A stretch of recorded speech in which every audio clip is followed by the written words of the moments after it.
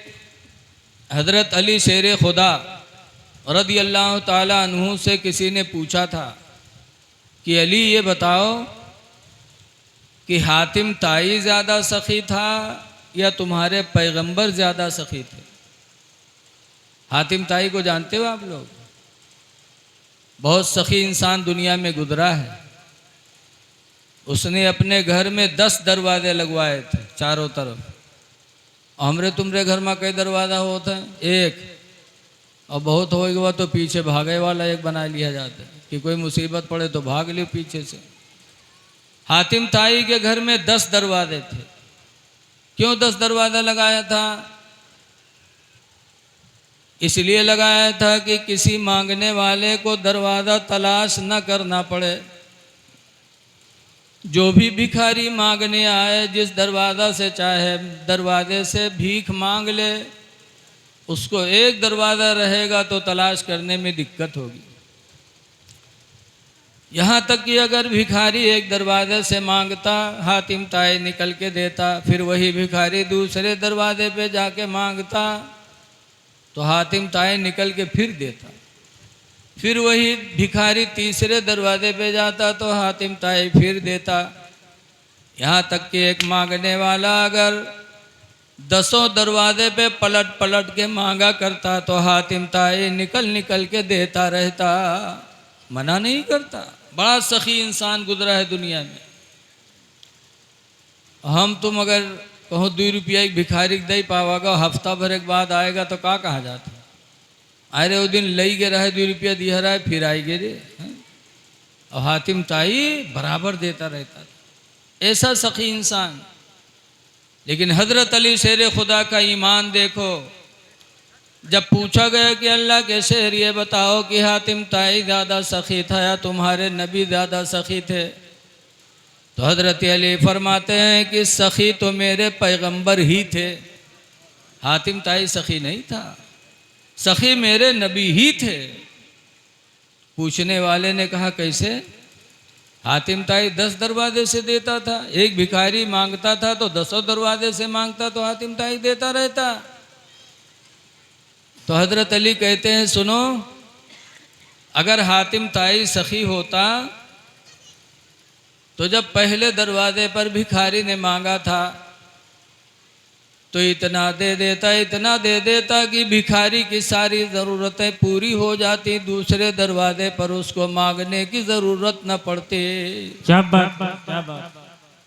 हातिम ताई देता था लेकिन मांगने वाले की ज़रूरत भर नहीं देता था, थोड़ा देता था, फिर वो मांगता फिर देता, फिर मांगता फिर देता।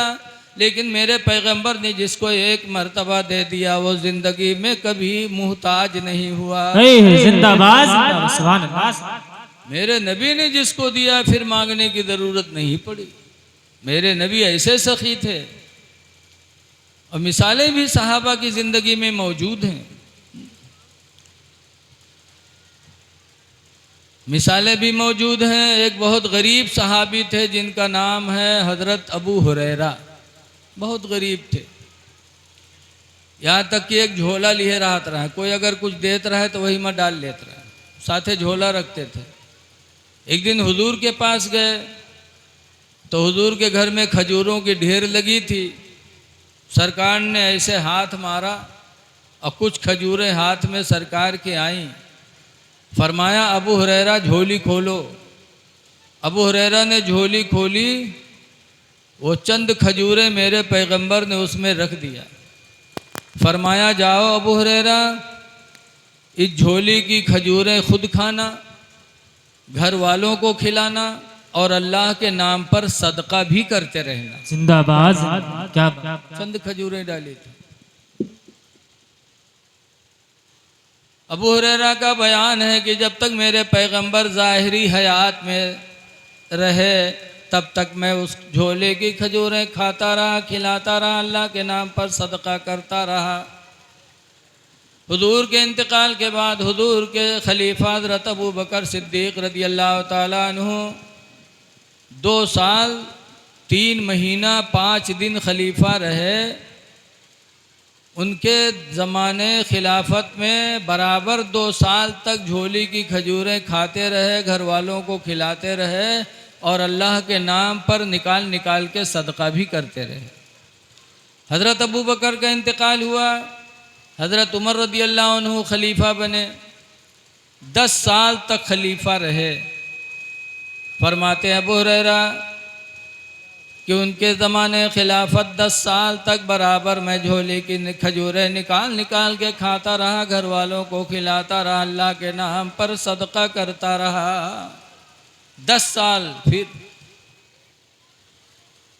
फिर अबू हुरैरा कहते हैं कि हज़रत उमर के इंतकाल के बाद हज़रत उस्मान गनी खलीफा बने और 12 साल तक हज़रत उस्मान गनी खलीफा रहे और 12 साल फिर अबू हुरैरा सहाबी उसमें से खजूरें निकालते रहे, खिलाते रहे घर वालों को और अल्लाह के नाम पर सदका करते रहे। ये मेरे नबी की अता है कि दे दिया तो माला माल कर दिया। जिंदाबाद, क्या बात, सुभान अल्लाह। अबू हुरैरा का बयान है, कहते हैं खुदा की कसम कई मन खजूरें मैंने झोली में से निकाल निकाल के अल्लाह के नाम पर सदका किया। क्या बात, ये अता है मेरे नबी की।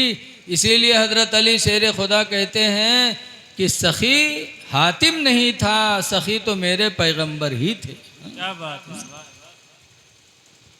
आला हजरत फरमाते हैं कि कौन देता है देने को मुँह चाहिए,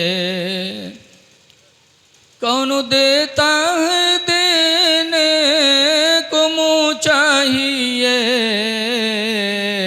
और देने वाला है सच्चा हमारा नबी। क्या बात है, सुभान अल्लाह, सुभान अल्लाह। देने वाला है सच्चा हमारा नबी। अल्हम्दुलिल्लाह अभी नमाज ईशा पढ़ने के लिए मस्जिद में गया। मस्जिद की लंबाई चौड़ाई देख करके मुझे बेपनाह खुशी हासिल हुई कि मेहदी गांव के मुसलमानों में ईमानी जज्बा मौजूद है।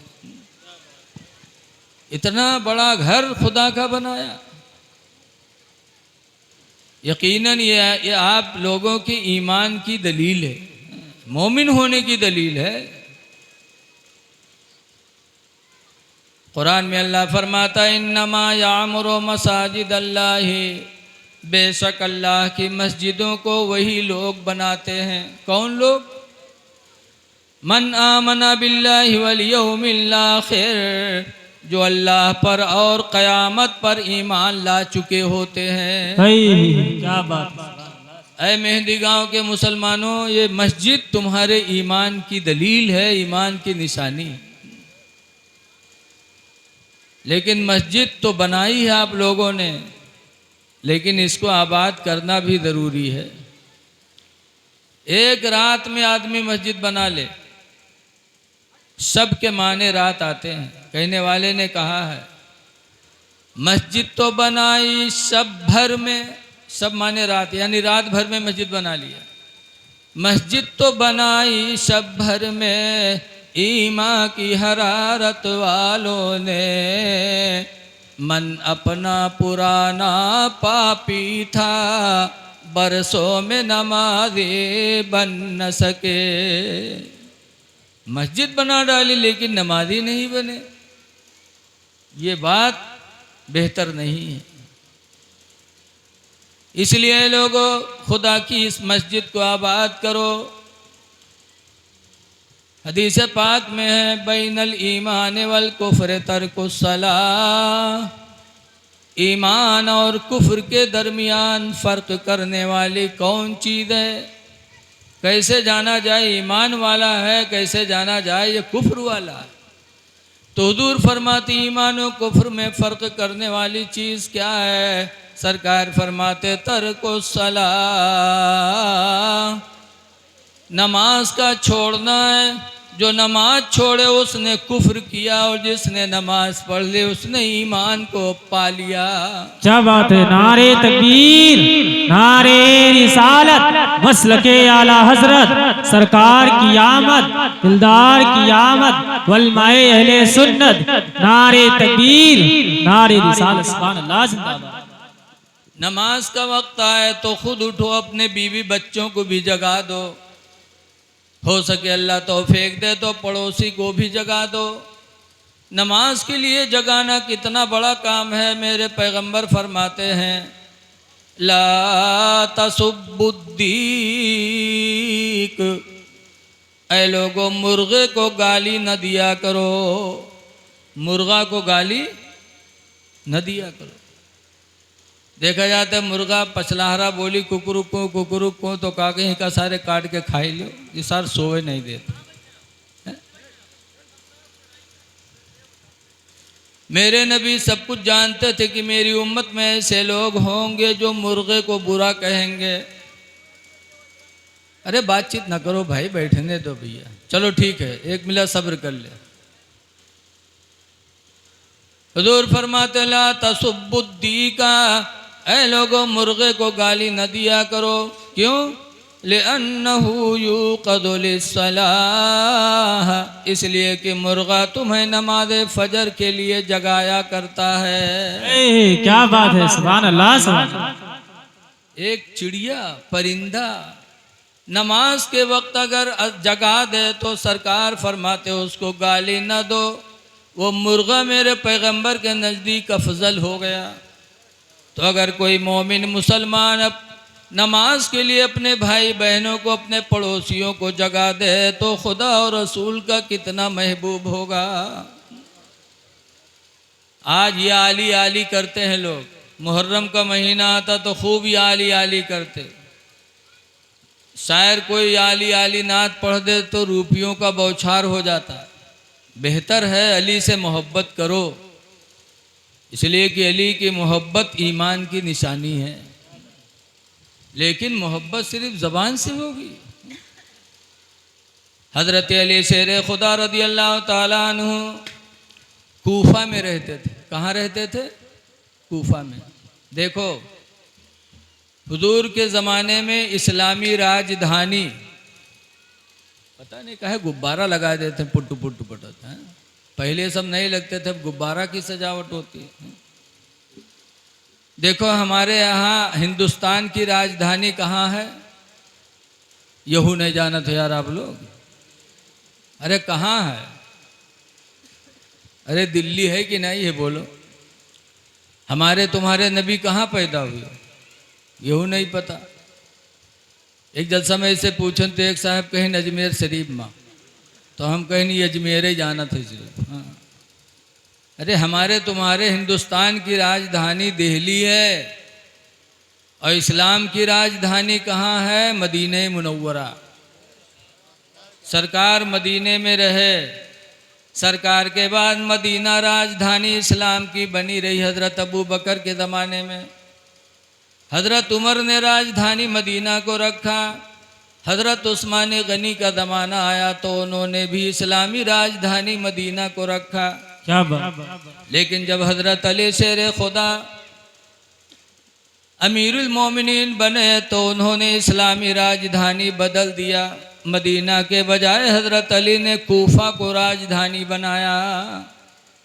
कूफा चले गए। लोगों ने कहा, ऐ अल्लाह के शेर, अब तक राजधानी मदीना रही और अब आप कूफा बना दिए। तो हज़रत अली का ईमान देखो, हज़रत अली का ईमान देखो। फरमाते हैं कैसे मैं मदीना रहूं। एक मर्तबा हुजूर के साथ उहुद पहाड़ के ऊपर मैं साथ में गया। मेरे साथ में उस्मान गनी भी थे, मैं था और अबू बकर थे।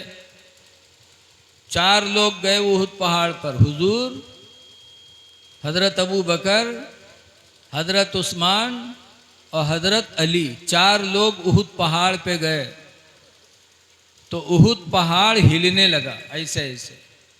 हिलने लगा उहुद पहाड़। तो हुजूर ने फरमाया उसबुत या उहद, ऐ उहुद पहाड़ तो ठहर जा। फ़इन्ना अलैका नबियुन, पस बेशक तेरे ऊपर एक अल्लाह का नबी है। व सिद्दीक, और सिद्दीक हैं। व शहीदान, और ऐ उहुद पहाड़ तेरे ऊपर 2 शहीद हैं। नबी हैं, सिद्दीक हैं और 2 शहीद हैं। तो हुजूर ने हमारे शहादत की खबर दी। जब सरकार ने फरमाया तो उहुद पहाड़ चुप हो गया, हिलना बंद हो गया। वो खुशी से हिल रहा था, अपने नसीब पे नाज कर रहा था कि आज इमामुल अंबिया का कदम हमारे ऊपर आ गया। बहुत खुश थे। इसी तरीके से खुशी, बहुत से पहाड़ों ने खुशी मनाई सरकार से, और भी लोगों ने खुशियां मनाई हैं। तो हज़रत अली शेर खुदा रज़ी अल्लाह ताला अन्हु कहते हैं कि हुजूर ने मेरे शहादत की खबर दी है, मुझे शहीद होना है।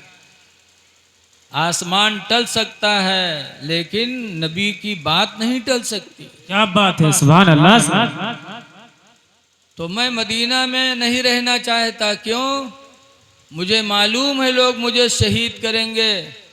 तो मदीना हुजूर के आने के वजह से हरम बना, और मक्का इब्राहीम के आने से हरम बना। हुजूर फरमाते हैं जा इब्राहीम फी मक्का, इब्राहीम पैगंबर मक्का आए। फ़हर्रमह अल्लाहु ताला, तो अल्लाह ने मक्का को हरम बना दिया। वजीतु फिल मदीना, और मेरे नबी फरमाते मैं मदीना आया। फ़हर्रमह अल्लाह, तो अल्लाह ने मदीने को हरम बना दिया। और हरम के अंदर खून बहाना मना है। तो हज़रत अली कहते हैं कि मेरे नबी ने मुझे शहीद कहा है। मेरा ईमान है कि मेरा खून बहाया जाएगा, तो मैं मदीने में रह करके मदीने के हरम को, मदीने की हरम की इज्जत को मैं ख़त्म नहीं कर सकता। इसलिए मैंने राजधानी कूफा बनाया, ताकि मेरा खून कूफा में बहे, मदीने में न बहे, कि मदीने का एहतराम ख़त्म हो जाएगा। तो हज़रत अली शेर खुदा मक्का के कूफा राजधानी रखते थे। ऐ अली से मोहब्बत करने वालों सुनो,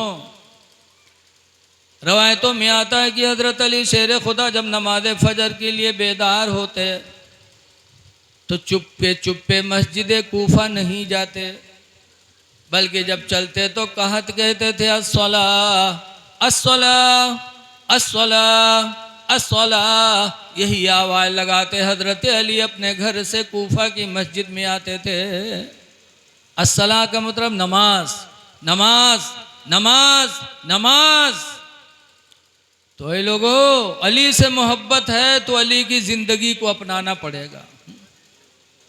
खुद उठो नमाज फजर के लिए और अपने भाइयों को जगाओ, और जगाते हुए मस्जिद जाओ, ताकि तुम्हारे साथ तुम्हारा भाई भी नमाज पढ़ ले।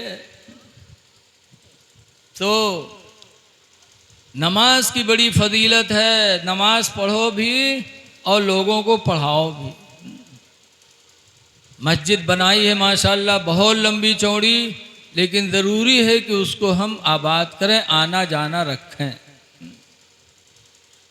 हदीस पाक में हुज़ूर फरमाते हैं नबी क़तादा क़ाला क़ाला रसूलुल्लाह, हज़रत अबू क़तादा से रवायत है, फरमाते अल्लाह के रसूल ने इरशाद फरमाया इज़ा रअयतुमुर रजुला, हुज़ूर फरमाते हैं मेरे उम्मतियों जब तुम ऐसे आदमी को देखो। कैसे आदमी को?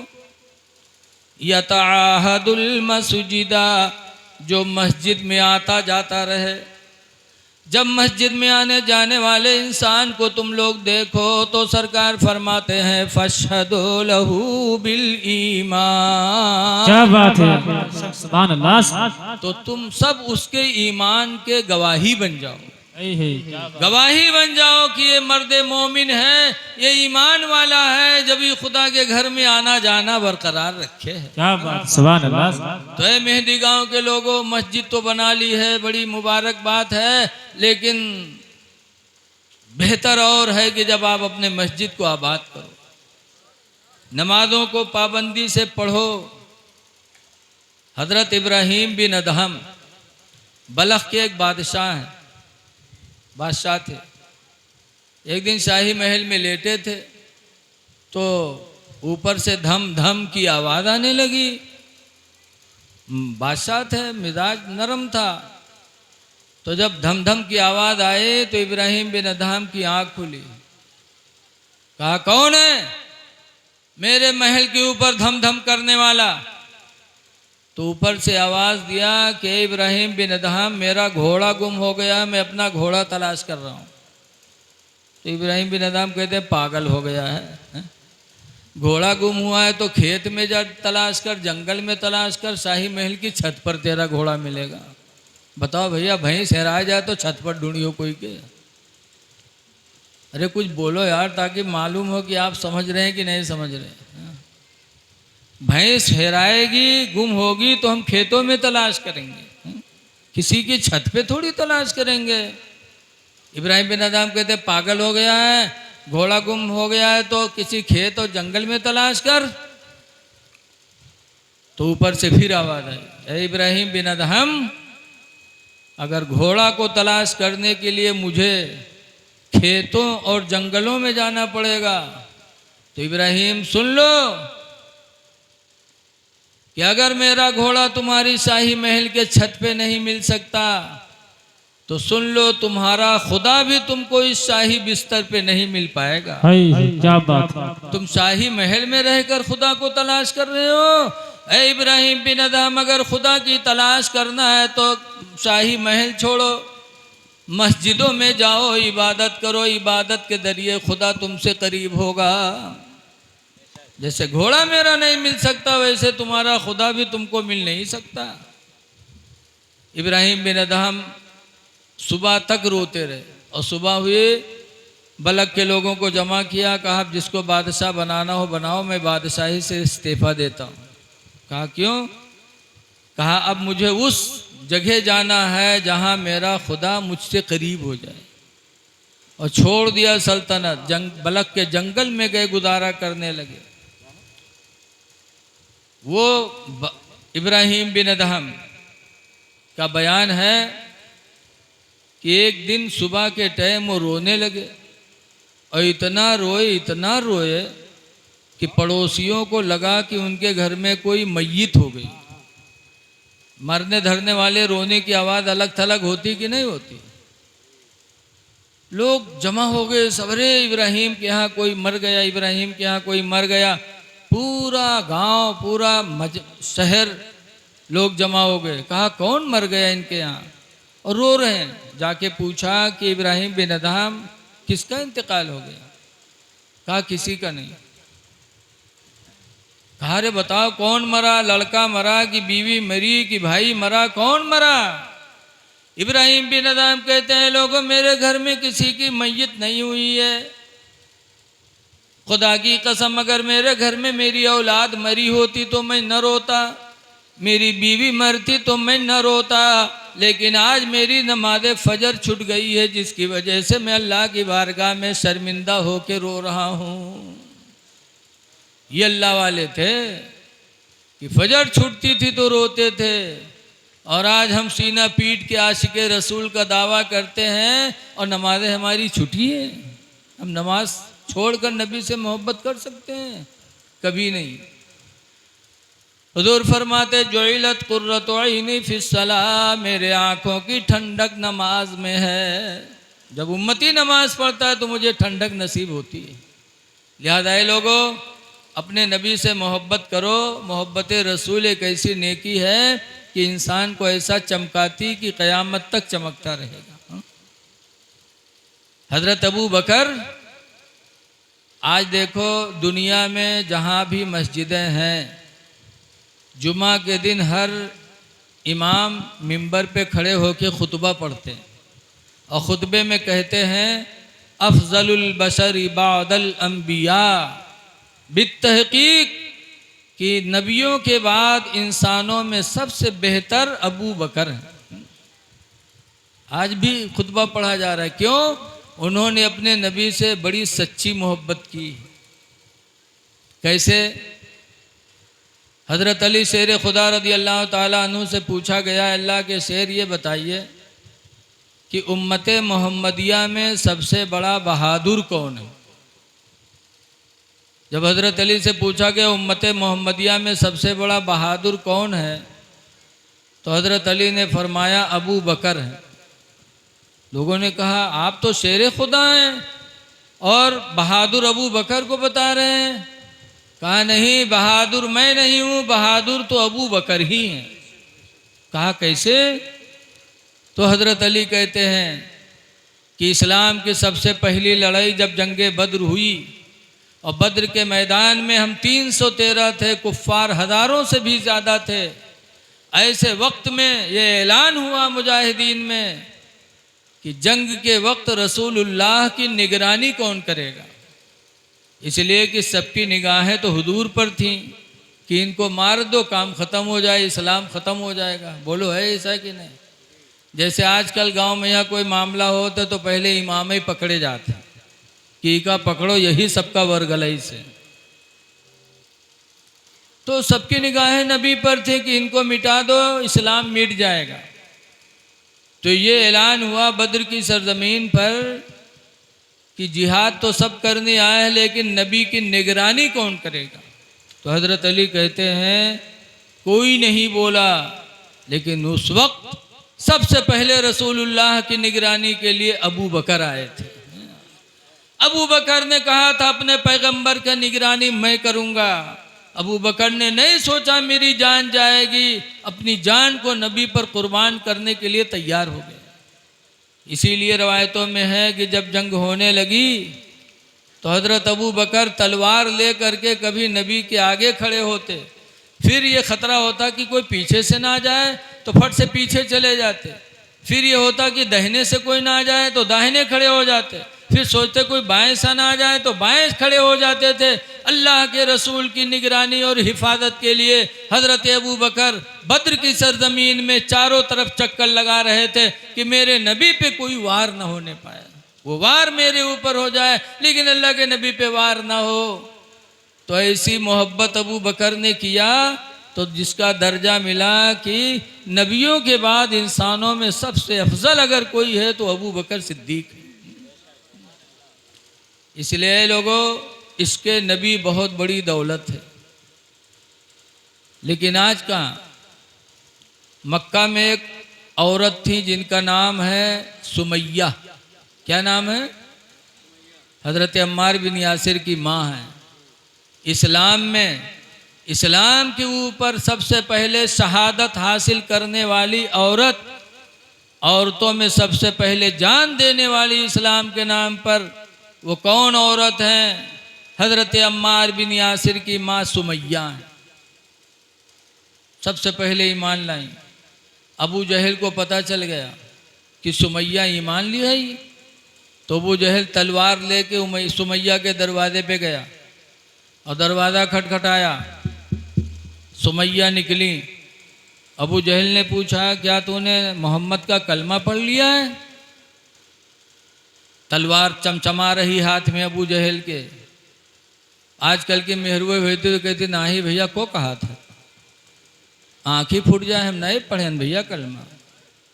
को कहा था भैया कुड़ियाए जी हम नहीं कुछ कहा है। फौरन मेहरुए झूठ बोल देती। लेकिन वारे सुमैया का इसके रसूल, सुमैया की मोहब्बत इस्लाम, कि जब अबू जहल ने पूछा सुमैया मोहम्मद का कलमा पढ़ चुकी है क्या तू? तो सुमैया ने हाँ नहीं कहा था, बल्कि दुश्मने रसूल को कलमा पढ़ के सुनाया था। जब कहा क्या कलमा पढ़ चुकी है, तो सुमैया ने कहा था अशहदु अन ला इलाहा इल्लल्लाह, मैं गवाही देती हूँ कि अल्लाह एक है, वन्ना मुहम्मदन अब्दुहु व रसूलुहु, और मैं गवाही देती हूँ कि मोहम्मद अल्लाह के रसूल हैं। जैसे सुमैया ने गवाही दिया, अबू जहल ने तलवार मारा, पेट पे तलवार लगी, उमैया फौरन गिरी सुमैया और शहीद हो गई। इस्लाम के नाम पर, रसूल के नाम पर सबसे पहली शहादत लेने वाली एक इस्लामी खातून है जिसका नाम है सुमैया। लेकिन आज हमारी माँ बहनों को कलमा याद नहीं, मुसलमान के घर में रहती कलमा याद नहीं। अगर सिखेबो करो, कहो पढ़ो ला इलाहा इल्लल्लाह, तो कहें ली जबाने न तुरी है कि कहूँ याद न हुई है। और दुनिया के ढकोसला ले लो, ढोल दे दो, पूरी रात गम कही है। आ जाओ आंगन माल्ला मुझे, सोने के थाला में जौना परोसे, और पूरी रात गुजार देंगे। अल्लाह जाने कौन किताब इनका मिल गया है। मेरी माँ बहनों, अल्लाह ने ज़बान दिया है तो इस ज़बान से वो बातें न कहो जो झूठी हूँ। सोने के थाला में जौना परोसे, बताओ थाल कत्ता बड़ा होता है, इतना बड़ा होता है। सोने के कील नहीं जुहाते हाली, और सोने के थाला में जौना परोसत, कितनी झूठी बात है। फिर क्या दुआ कबूल होगी? झूठी बोली बोलने वाले की क्या दुआ कबूल हो सकती है? आज हम सब भी झूठ बोलते हैं और कहते हैं पता नहीं का हो गवा है, अल्लाह सुनते ही नहीं है का माद अल्लाह। कहते हैं इतनी दुआ मांगी जाते है, दुआ नहीं कबूल होता। जैसे इस वक्त हिंदुस्तान के हालात कैसे हैं सब जानते हैं। हर मुसलमान दुआ मांगता है, लेकिन जुल्म पे जुल्म हो रहा है। दुआएं क्यों नहीं कबूल होती? कभी गौर किया आपने? सुनो, एक बुजुर्ग थे हजरत बाबा फरीदुद्दीन गंजे शकर, एक जगह तकरीर कर रहे थे जलसे में कि उनके मुरीद लोग कुछ आए, और मुरीदों ने आके हाथ जोड़ना शुरू किया। कहा हुजूर बड़ी गरीबी के दिन है, मेरे बच्चे भूखों मर रहे हैं, हम सब आपके मुरीद हैं, दुआ कर दो गरीबी दूर हो जाए। तो बाबा फरीद को तरस आया, कहा जाओ एक मिट्टी का ढीला ले आओ। तो गए मिट्टी का ढीला लाए। बाबा फरीद ने लिया, अव्वल आखिर दरूद शरीफ पढ़ा, 3 मरतबा कुल हुवल्लाह पढ़ा, और फूंक छोड़ा तो मिट्टी का ढीला सोना बन गया। मुरीदों को दिया, कहा ले जाओ बेचकर अपनी ज़रूरत पूरी कर लो। मुरीद गए, बेचा, ढीला सोने का, माला माल हो गए मुरीद लोग। लेकिन वो जलसा में यहाँ बहुत से लोग बैठे रहे, आप जैसे लोग। तो एक आदमी देखिस तो कही सरे ये तो आज मालूम भवा हो, सोना बनाना बड़ा आसान है। अव्वल आके दरूद पढ़ो, 3 मरतबा कुल हुवल्लाह पढ़ो, फूंक छोड़ो, सोना तैयार। ये तो आज मालूम हो, बहुत आसान है हो। ब मिलाद में इसे उठाओ, गवा घरे 12-1 बजत रहे, गवा अपने मेहरबक जगह उठ रे उठ जा ढीला लेके आओ। तो रतिया चौके के ढीला का करिए, कहीं जल्दी ला, बाद में पता नहीं बने न बने रे। तो रतिया और घबरान के कहा तो बौरो कुछ बताइए, कहा बने न बने। तब उसने कहा सुनो, बाबा फरीद के जलसे से आ रहा हूँ, उन्होंने मिट्टी का ढीला लिया, अव्वल आखिर दरूद शरीफ पढ़ा, 3 मरतबा कुल हुवल्लाह पढ़ के फूंक छोड़ा तो मिट्टी का ढीला सोना बन गया। ताज़ा ताज़ा मामला है, जल्दी कर लेके आओ, नहीं बाद में पता नहीं बने न बने रे। तब औरतिया उठी और गई खेते में ही है, और ढीला के बजाय बहुत बड़ा चिहार उठा के मूड़े पर रखिस, तके लेके दिहिस। और मर्दवा कहे तुझे ढीला कर रहा है, पूरा चिहार उठाई ले रे। तो कहे सर जल्दी करो, बने तो चिप्पा चिहार बने, ढीला काहे बने। तो वह सोच इसकी पढ़े वत्ते ही पड़ी, अगर चिहार बनेगा तो और काम होगी। बर रखिस सामने, आँखें बंद की, अव्वल आखिर दरूद पढ़ा, 3 मरतबा कुल हुवल्लाह पढ़ के फूंक छोड़ा, उसके बाद आंखें खोली, देखिस तो मिट्टी के चिप्पा वैसे धरा, कोई फर्क नहीं। तो सोची सोच सका था गलत होगा हो। तो फिर आंखें बंद की, फिर पढ़िस फूंकिस, और फिर देखिस तो फिर वैसे। ये सीटी क्यों मार रहा है भैया जरा। पढ़ते पढ़ते सुबह हो गई, उसके मुंह में फेना आ गया, लेकिन चिप्पा नहीं बदला। तो उठा, बाबा फरीद के पास गया, कहा हुजूर क्या मामला है? आपने मिट्टी के ढीले पे अव्वल आखिर दरूद पढ़ के 3 मरतबा कुल हुवल्लाह पढ़ा तो मिट्टी का ढीला सोना बन गया। मैं आपके यहाँ से उठ के गया, पूरी रात पढ़ता रहा, फूंक छोड़ता रहा, लेकिन मिट्टी के चिप्पे में कोई फर्क नहीं आया। तो बाबा फरीद फरमाते हैं कि बेटा जो मैंने पढ़ा था वही तूने भी पढ़ा है, लेकिन फ़र्क सिर्फ मेरी और तेरी ज़बान का है। अल्लाह का फजल है कि ज़िंदगी गुजर गई, कभी इस ज़बान से मैं झूठी बोली नहीं बोला, कभी मैंने गाली नहीं दिया, कभी किसी की गीबत नहीं की। तो अल्लाह ने मेरी ज़बान में वो असर कर दिया कि मिट्टी को फूंक दो तो सोना बन जाए। बेटा तू भी अपनी ज़बान को झूठी बातों से बचा ले, गीबत से बचा ले, गाली गलूज से बचा ले, तो अल्लाह ताला तेरी ज़बान में भी वही असर पैदा फरमा देगा। ऐ लोगों, अगर आज ज़बानों को बचाना चाहते हो तो झूठ से बचो, गीबत से बचो, गाली गलूज से बचो, तो इंशाअल्लाह हमारी ज़बान में भी अल्लाह असर पैदा करेगा, तो हमारी दुआएं भी बारगाह मौला में कबूल होंगी। गाली न दिया करो, झूठ न बोलो। मेरे पैगंबर दुनिया में आए, कुरान कहता लक़द कान लकुम फ़ी रसूलिल्लाहि उस्वतुन हसना, यकीनन रसूल की ज़िंदगी तुम्हारे लिए नमूने अमल है। नबी की ज़िंदगी को देखो और अपनी ज़िंदगी बनाने की कोशिश करो। रसूलुल्लाह सल्लल्लाहु अलैहि वसल्लम की ज़िंदगी क्या है, आप सीरत की किताबों में भी पढ़ते हैं कि हुज़ूर सल्लल्लाहु अलैहि वसल्लम ने फरमाया, अन अबी हुरैरा क़ाला क़ाला रसूलुल्लाह, हज़रत अबू हुरैरा से रवायत है, फरमाते अल्लाह के रसूल ने इरशाद फरमाया, ला तहस्ससो, हुज़ूर फरमाते हैं लोगों किसी को ऐब न लगाओ, ला तहस्ससो, किसी को ऐब न लगाओ, वला तजस्ससो, और किसी के अंदर ऐब तलाश न करो। ढूंढो ना, आज तो हम लोग दूसरे की ऐबें ढूंढा जाते। हुज़ूर फरमाते ला तजस्ससो, किसी के अंदर ऐब तलाश न करो, वला तहासदो, और हसद न करो, वला तबागदो, और आपस में बुग़्ज़ न रखो, वकुनू इबादल्लाहि इख़वाना, और अल्लाह के बंदो तुम आपस में भाई भाई बन जाओ। तो नबी की ज़िंदगी हमारे तुम्हारे लिए नमूने अमल है। इसलिए एक और पहलू देखो, हुजूर के निकाह में कितनी बीवियां थी? अरे यार कुछ बोलो, आप लोग घबरा गए हो और बस